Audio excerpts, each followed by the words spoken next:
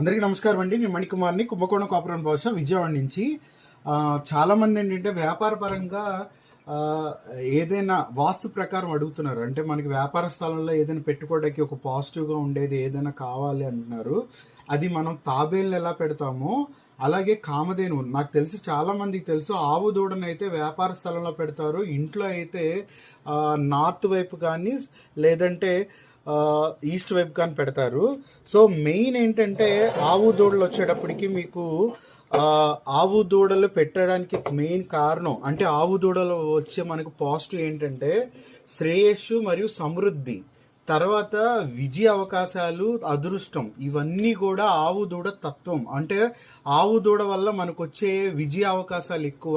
Plus అది కాక ఏ ఇంటి ముందుకైతే ఆవు దూడ వచ్చి ప్రతిరోజు వస్తుందో వాళ్ళకి అది చాలా అదృష్టం, లక్ష్మీదేవి వస్తుందని సూచనలుగా భావిస్తారు.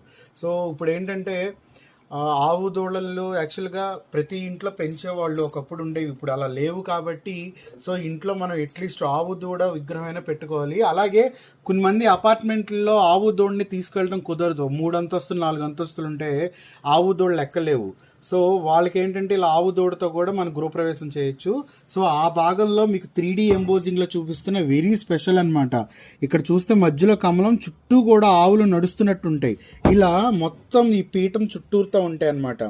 ఇంక ఇక్కడికి వచ్చేటప్పటికి ఆవు దూడల్లో పైన చూడండి, ఇక్కడి నుంచి చూపిస్తున్నాను కదా, ఇది నెమలి పించం, విచ్చుకున్న నెమలి పించం అనమాట.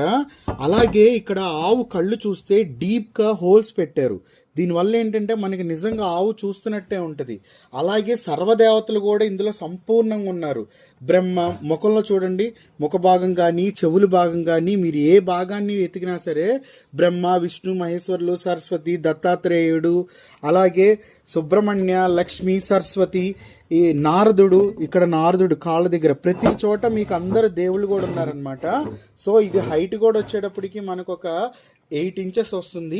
తర్వాత వచ్చేటప్పటికి ఆవు దూడలో మీకు వచ్చేటప్పటికి ఇక్కడ దూడ నాకుతున్నట్టు ఉంటుంది. ఆవు అంటే ఆవు దూడ పరిగెత్తుకుంటూ వచ్చి పాలు తాగుతుంటే దూడ నాకుతున్నట్టు ఉంటుంది.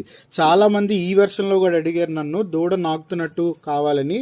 సో ఇదొక మోడల్. తర్వాత వచ్చేటప్పటికి 3Dలోనే మీకు ఆవు దూడ, ఇది ఒక చిన్న సైజ్ అనమాట, 2 ఇంచెస్లో. తర్వాత వచ్చేటప్పటికి బ్లాక్ పంచలోహంలో వస్తున్న ఆవు దూడ, ఇక్కడ కూడా దూడని నాకుతున్నట్టు ఉంటుంది అనమాట. సో ఇలా మీకు రకరకాల సైజెస్లో ఉన్నాయి. ఇవన్నీ కూడా 3Dలో వచ్చినాయి అనమాట. ఇంకా మీకు బ్రాస్ క్యాస్టింగ్లో అయితే చాలా మోడల్స్ ఉన్నాయి.